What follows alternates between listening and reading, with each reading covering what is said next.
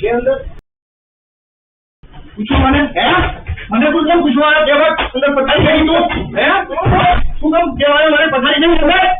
કાયદાના રક્ષક એવા એક પોલીસ કર્મીની આ ગુંડાગીરી સામે આવી છે અમદાવાદના ખાનપુરમાંથી, જ્યાં ગાંધીનગરમાં ફરજ બજાવતા નવાજ ગુલામ રસૂલ નામના પોલીસ કર્મી અમદાવાદના ખાનપુરમાં આવેલા ગુજરાત સમસ્ત મુસ્લિમ ઘાંચી સમાજ ભવનમાં જઈ રૂમની માંગણી કરી હતી, પરંતુ રૂમ ખાલી ન હોવાથી ફરજ પરના કર્મચારી શેખ મોહમ્મદ ફરદીને તેમને ના પાડી દીધી હતી। આથી ઉશ્કેરાયેલા પોલીસ કર્મી નવાજે બુકિંગ ઓફિસમાં ઘૂસીને જાતે જ રજીસ્ટર તપાસવાનું શરૂ કર્યું હતું અને કર્મચારી ફરદીન પર રોબ જમાવી બીભત્સ ગાળો બોલીને તેને આડેધડ લાફા ઝીકી દીધા હતા, જેના હાલ સીસીટીવી સામે આવ્યા છે।